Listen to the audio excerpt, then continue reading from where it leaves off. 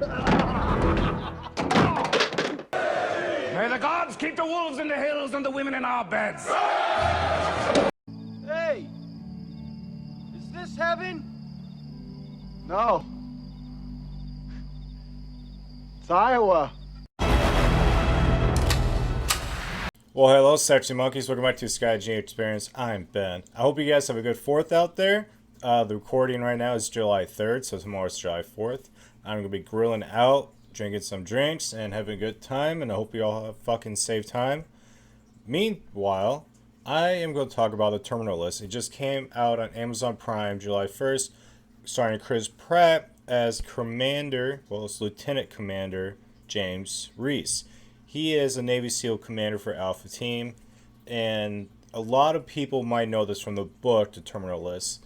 And it's a really good book. I've not read it myself, but a lot of people, when I did my trailer reaction, was saying how great this book was. So eventually I'll get around to the book, but I had to start with watching the pilot episode, and I'm going to tell you guys, I am hooked, 100% hooked on this fucking show, right? I've only seen the pilot, and I cannot wait to watch this whole series. It's unbelievable from start to finish. Has everything you want and need for that military action dad flick. Seriously, does not hold up. You have your shootouts, you even have your fights like John Wick, but the military lingo, yeah. And the one thing I didn't see coming was how they're really gonna play with his PTSD slash like his mindset, because throughout this episode, a lot of shit happens, and Chris Pratt's character is thinking it goes down one way, but then he's being told it goes down a different way. So the whole time you're watching this episode, you're like, what's the truth? Is it Chris Pratt's point of view? Is he telling the truth? Or is his... Because he had a concussion beginning of the episode, so they're using that as like, yo, your mind is not there. Your mind's all over the place, and it's confusing Chris, the character, to the point where us audience, we're like, we don't know what's the truth. We don't know yet. But that's what keeps you wanting to keep going in this episode. I mean, this whole series. It's just fucking unbelievable. And they left this episode on a huge note. Huge note. Cliffhanger. I will not say what it is because I will spoil it. But wow, I did not see the ending of the pilot coming. Did not. And if you've seen it already, you know what I'm talking about. I don't know if that's in the book or not, but holy shit. Wow. Wow. But this whole episode from start to finish, I could not look away. I could not stop. It was that fucking amazing. You do get to see some familiar faces, like this character named Ben. He's an ex-SEAL member that helps out Commander Reese a lot. And it's played by Taylor Kitcher. I can never pronounce his fucking name correct. But I love him as an actor. And everything he fucking plays, I think he does a great home run. And in this movie, he is the perfect character, like actor for this. And I'm glad he's going to be in this because it's really going to help this series. Because Chris Pratt can't just hold it himself. He needs that other, sidekick. And he has a perfect fucking sidekick.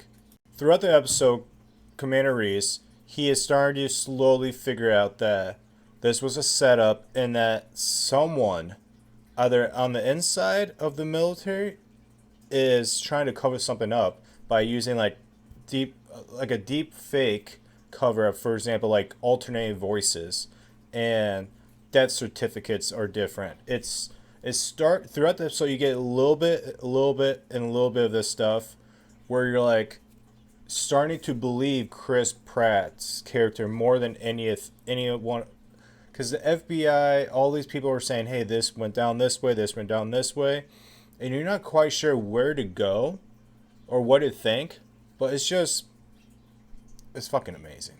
It's definitely going to be a sweet revenge story. It's if you went at the end of this episode, you just know Chris Pratt is going to fuck shit up. And I cannot wait to see Chris Pratt just go unglued, John Wick style.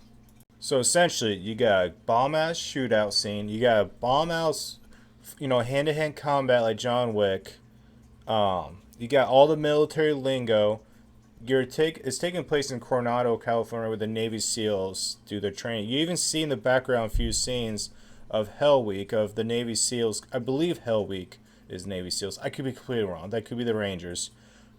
But you see the SEALs, the trainees, going to be the SEALs. You see that in the background. So it's sweet to see that.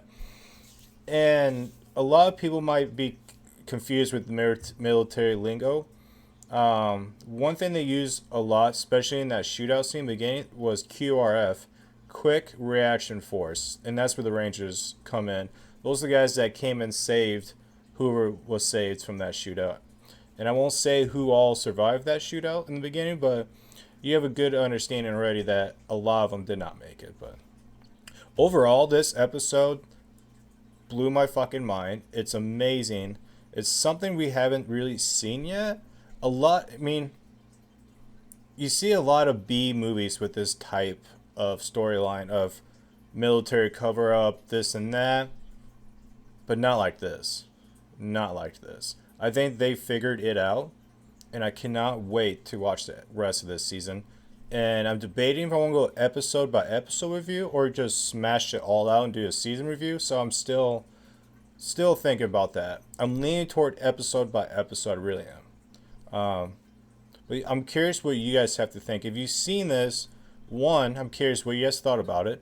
And two, if you've watched this already and read the book, I'm really curious how much of this was really a home run to the book. I'm curious how far they strayed away from the book also. Because you know they're going to do a little bit. But let me know in the comments below what you guys think. And I will get back to you guys as soon as I get done watching the next episode, if not the season. It won't be long. I guarantee it would not be long. Alright, Sexy Monkeys. I will see you later.